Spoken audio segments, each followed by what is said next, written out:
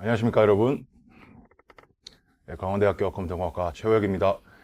인공지능 AI의 4조차 강의를 시작하도록 하겠습니다. 오늘 얘기를 하기 전에 지난 시간 어떤 걸 배웠는지 한번 또 읊어보면서 시작을 하도록 할 건데, 지난 시간에는 이제 기계학습의 개념에 대해서 우리가 알아봤습니다. 그래서 기계학습의 큰 범위인 지도학습, 그래서 지도학습에서는 입력 데이터와 출력 데이터, 레이블이 주어질 때 둘 간의 관계를 알아내는 그런 알고리즘 했었고, 그 다음 비지도 학습은 입력 데이터 많이 주어지고 레이블은 없을 때 입력 데이터 간의 관계를 알아내는 것, 그리고 그 외 학습 기술로 준지도 학습, 자기지도 학습, 강화 학습 이런 얘기를 했었어요.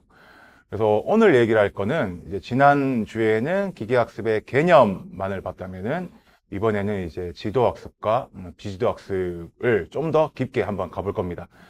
그래서 지도학습의 두 분류, 가 이제 회귀와 분류 두 개가 있는데, 지난 시간에도 했지만은 오늘은 이제 회귀를 하기 위한 정확한 알고리즘이 무엇이 있는지 이런 걸 볼 거고, 그 다음에 분류 알고리즘, 분류를 하기 위한 알고리즘이 정확히 어떤 것들이 있는지 이런 얘기를 할 거예요.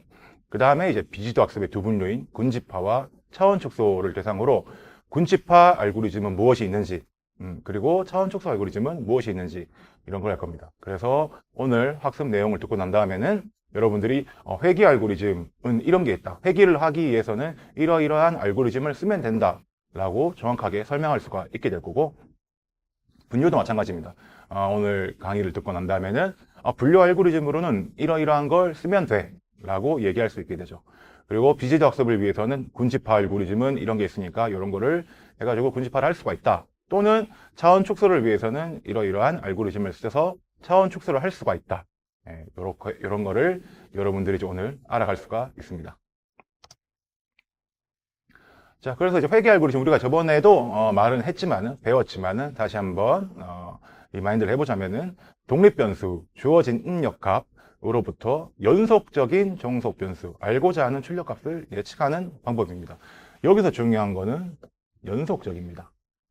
그래서 우리가 남, 여 이런 거 말고, 연속적이지 않죠. 남, 여 아니면은 뭐 병의 양성, 음성 이런 거 말고 연속적으로, 가령 뭐 주가라든가, 여러분들이 많이 물려있는 그런 주가라든가, 뭐 비트코인의 가격이라든가, 이런 것들이 이제 대표적인 연속적인 종속 변수라고 할 수가 있습니다. 그래서 회귀 알고리즘을 활용하는 예시로는 추세 분석, 추세 트렌드라고 하죠. 그래서 독립 변수를 시간축으로 해서 종속 변수의 값이 시간의 흐름에 따라 어떻게 변하는지를 분석하는 겁니다. 예를 들어서 독립 변수를 뭐 시간으로 하고 종속 변수를 주가 또는 뭐 부동산 가격 이런 걸로 할 수가 있죠. 그래서 시간이 가면 갈수록 부동산 가격이 어떻게 된다라는 거를 알 수가 있는 겁니다. 또는 역학조사라는 게 있어요. 역학조사라는 거는 질병의 발병률에 미치는 영향을 주는 요소가 무엇이 있는지 이런 거를 조사하는 걸 역학조사라고 하는데, 질병의 발병률을 종속 변수로 삼고 그 다음에 발병률과 관련된 요소를 독립 변수로 해서 각 요소가 발병률에 미치는 영향을 분석하는 겁니다.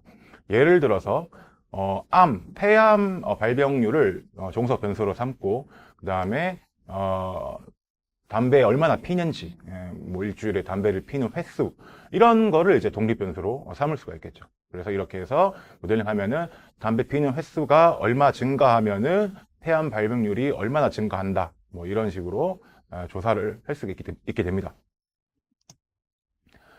그럼 이제 자세하게 회귀 알고리즘 무엇이 있는지 예를 들어볼 건데, 첫 번째로는 선형 회귀입니다. 리니어 리그레션이라고 하는 건데, 종속 변수와 독립 변수 간의 관계를 1차 선형 함수의 형태로 표현하는 겁니다. 여기서 이제 갑자기 좀 어려운 말이 나왔죠. 선형이란 말도 어렵고 1차란 말도 어렵고 함수란 말도 어렵죠. 지금 비전공자한테는. 근데 뭐 너무나 간단합니다. 1차 선형 함수는 우리가 배웠죠. y는 fx라는 거는 뭐 이미 다 뭐 고등학교 때 배웠을 거예요. 그거를 wx 플러스 b라는 형식으로 표현한 겁니다. 여기서 x가 우리가 이제 보고자 하는 독립 변수이죠. 독립 변수. 그다음 w는 기울기, 슬로프라고 하는 거. 그다음 b는 바이어스, 편향치라고 하는데 우리가 보통은 이제 뭐 y 절편 뭐 이런 식으로 옛날에는 배웠던 그런 겁니다. 근데 이제 이게 기계학습 알고리즘에서는, B를 이제 절편, 이거를 이제 바이어스, 편향치라고 표현을 해요. 그래서 이제 요 왼쪽에 그림을 보시면은 여기 빨간색으로 되어 있는 것들이 다 데이터입니다. 실제 데이터. XY축으로 되어 있는 데이터고, 이 데이터의 분포를 가장 잘 설명할 수 있는 우리 Y는 fx는 WX 플러스 B라는 그래프를 만드는 거예요. 그래서 지금 이 파란색으로 되어 있는 게 이제 선형 회귀를 통해서 만들어진 이 그래프입니다. 그래서 여기가 이제 바이어스겠죠? 그 다음 요 기울기가 W가 되는 이런 그래프를 만들어낸 거예요. 자, 그래서 이제 이 그래프, 그러니까 방금 이 만든 WX 플러스 B라는 그래프는 어떤 그래프냐? 이 데이터를 가장 잘 설명할 수 있는 데이터입니다. 데이터를 잘 설명할 수 있다는 말은 실제 데이터와 이 그래프가 나타내는 분포가 많이 일치한다. 이런 의미예요. 그래서 예를 들어서 바로 옆에 이제 오른쪽에 있는 그래프가 다 동일한 그래프입니다. 지금 그 선형 회귀로 만든 그래프는 다 동일해요. 하지만 실제 데이터 분포는 좀 많이 다르죠. 그래서 여기 첫 번째 있는 이 친구는 옆에 거랑 되게 비슷하죠. 왼쪽 거랑 되게 비슷합니다. 분포가 이 선, 이 지금 우리가 선형 회귀로 찾은 이 그래프 선 주변에 많이 머물러 있습니다. 굉장히 좋죠. 하지만 두 번째 여기 있는 친구를 보자면은 실제 데이터 분포는 이렇게 돼 있어요. 이런 식으로 약간 구분 식으로 돼 있죠. 약간 종 모양으로, 컵 모양으로 돼 있죠. 하지만 이거를 설명하는 그래프는 똑같습니다. 형태가 이렇게 달라 보이지만은 이걸 설명하는 가장 좋은 이제 선형 회귀 함수 WX 플러스 B는 아까랑 똑같아요. 왜냐? 이렇게 그려야만 이 친구와 이 점과 이 친구들의 거리가 유사합니다. 제일 좋아요. 이게 바로 이제 가장 설명을 잘한다는 의미입니다. 그래서 우리가 선형 회귀로 한다면은 이 그래프를 뭐 이런 식으로 그린 게 아니라 무조건 직선으로만 그려야 되잖아요. 직선으로 그렸을 때 있는 데이터와 가장 비슷한, 가장 유사한 분포를 나타내는 그런 선을 찾는 거예요. 비슷하게, 이거 세 번째 그래프 보시면은, 이까지는 우리가 만든 그래프랑 유사합니다. 하지만 한 포인트, 여기 지금 퉁 튀어나온 부분 있죠? 이 부분은 차이가 많이 나요. 이 선에서. 거리가 많이 멀죠? 하지만 그래도 여전히 나머지 남은 데이터에 대해서는 굉장히 많이 유사합니다. 그래서 이 데이터 분포를 가장 잘 설명할 수 있는 건 아까 보여드린 이 선이다. WX 플러스 B 이 선이다. 라고 할 수가 있어요. 더 극단적인 경우는 이런 경우도 있습니다. 우리 네 번째 그림 보시면은 데이터 포인트가 이쪽에 다 몰려 있어요. 몰려 있고 그 와중에 하나가 이쪽 선상에 있습니다. 하지만 이 그래프, 이 데이터 분포를 가장 잘 설명하는 것은 여전히 이 선입니다. 왜냐? 이 선으로 해야만 이 점들이 이 근처에 다 몰려 있거든요. 다른 선으로 하면은 안 됩니다. 이런 선으로 하면은 요 선보다 중간에 있는 선보다는 더 이제 이 데이터의 분포를 설명하기가 좀 힘들죠. 그래서 이제 여러분들이 딱 보셨을 때 아니 이 그래프 아까 뭐 분포 형태가 뭐 이렇게 돼 있고 아니면 이렇게 갔다가 이렇게 돼 있고 이런 거를 선형 회귀로만 표현하려고 하면은 너무 이상하지 않느냐? 맞습니다. 이상해요.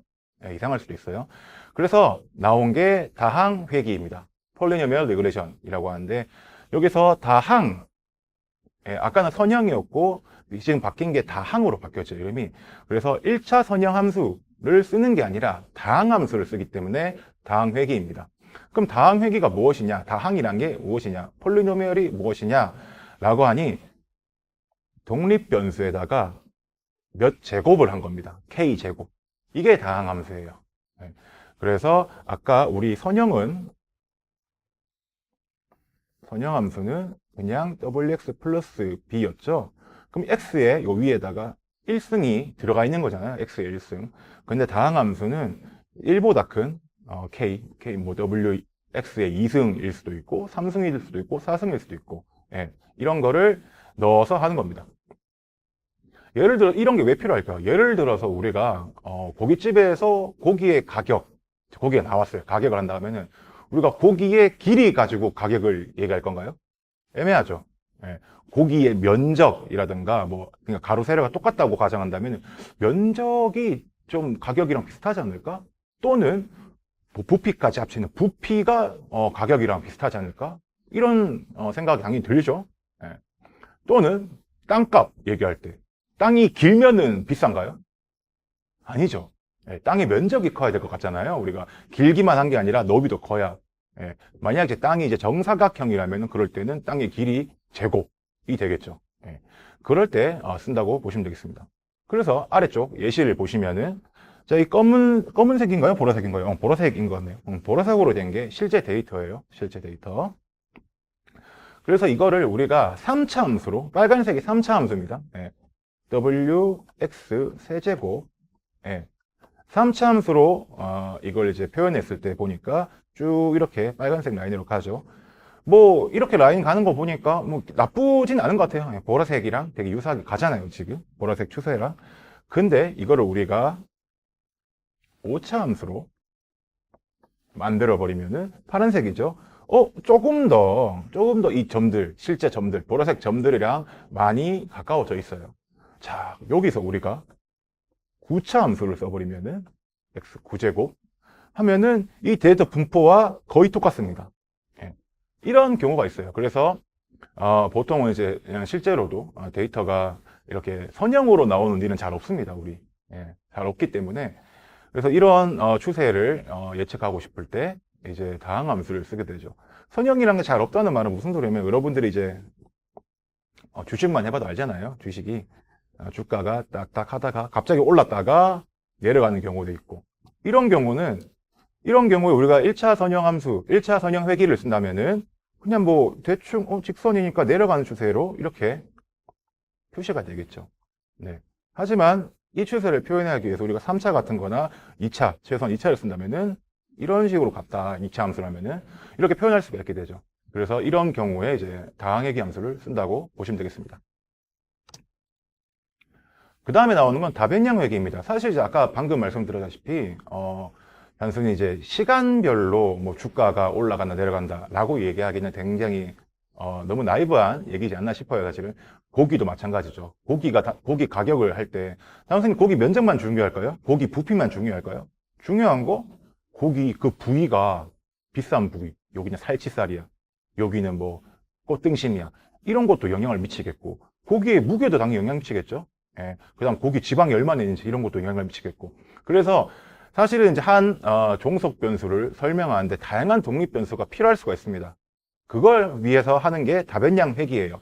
그래서 멀티베리에이트라고 되어 있는데 베리에이트라는 거는 변한다는 소리죠.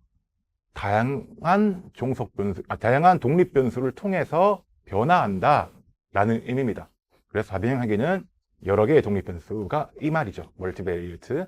이걸 사용해서 종속 변수를 예측하는 방법입니다. 가령 이제 몸무게를 우리가 예측하고 싶어요. 뭘로? 키로. 키로도 예측할 수는 있겠죠. 뭐 키가 커지면 커질수록 뭐 몸무게가 대표적으로 증가하잖아요. 저도 키가 엄청 크기 때문에 몸무게도 굉장히 무거운데 근데 뭐 그런 사람들도 있잖아요. 가령 이제 키는 큰데 엄청 마르신 분들, 모델 같으신 분들 있잖아요. 그런 분들은 이제 저랑 키가 비슷한데도 불구하고 몸무게는 저보다 한 60% 정도, 70% 정도밖에 안 되시는 그런 분들이 되게 많아요. 그런 거를 예측하기 위해서 이 사람의 몸무게는 단순히 키뿐 아니라 허리둘레도 재가지고 예측하면은 되지 않느냐 이런 겁니다. 좀 더 정확한 예측이 가능하겠죠. 단순히 키로만 예측하는 것보다는. 그 다음 고기 가격 있죠. 고기 가격은 고기 길이의 제곱으로 표현할 수도 있겠죠. 하지만 이것보다 좀 더 정확하려면, 조금 더 정확하려면은 고기 길이도 고려를 하고, 고기의 무게도 고려를 하고, 고기의 그 부위별 가치, 살치살이니 꽃등심이니 이런 것도 다 고려를 해야 정확한 고기 가격을 예측할 수가 있겠죠. 네. 그래서 이제 여러 개의 독립 변수를 사용해서 좀 더 종속 변수를 정확하게 예측하기 위해서 다변량 회귀라는 것을 씁니다. 그래서 여기까지가 회귀 알고리즘의 설명이었어요. 자, 그 다음에는 우리가 분류 알고리즘에 대해서 설명을 해볼 겁니다.